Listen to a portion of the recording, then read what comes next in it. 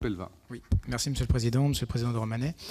Vous avez mentionné vouloir faire des gains de productivité dont l'objectif est de diminuer les coûts d'exploitation tout en améliorant la qualité de service par plus d'agents d'ASCUL. Ce qui est bien parce que récemment, dans le classement AirHelp Score, les aéroports de Roissy et Orly figurent parmi les pires plateformes. Où ces gains de productivité peuvent exister. Également, je rebondis sur le point de M. Boyer concernant la reconnaissance des SAS, les SAS de reconnaissance faciale. Ce matin, à Roissy, il y en avait 1 sur 8 qui fonctionnait, ce qui n'est pas tout à fait le cas dans les autres aéroports où c'est plutôt la norme, c'est tout fonctionne. Donc, ce qui crée aussi des engorgements. Également, une dernière question. Pouvez-vous nous expliquer pourquoi l'ACI a contesté la méthode de calcul du coût capital moyen pondéré effectué par ADP, sur lesquels vous avez justement été retoqué? Je vous remercie. Monsieur de Romanet. D'accord. Alors, s'agissant des gains de productivité de l'entreprise, par exemple, je vais vous donner un seul exemple. Nous avions 128 lieux de stockage d'entreprises de pièces détachées. Ce qui veut dire que, d'une part, on surstockait, et d'autre part, il y avait parfois des disparitions pas très explicables. Je sais pas, des prises électriques, des groupes électrogènes, etc.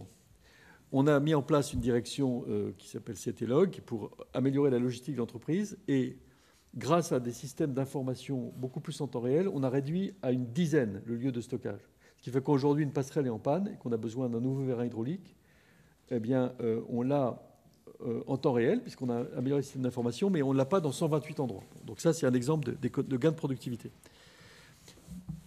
Sur les paraphes, le mois de juin est un mois de transition pour certifier la reconnaissance faciale des équipements Gemalto. C'est un mois de cauchemar. Pardon de vous le dire, mais la situation que vous décrivez ce matin n'est pas acceptable. Et bon, j'espère que ça sera bientôt un mauvais souvenir. Enfin, l'autorité de supervision indépendante avait pour ambition de revenir sur le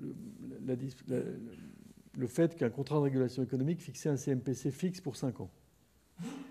Et l'autorité de supervision a souhaité l'examiner chaque année. C'était là que figurait notre point de désaccord.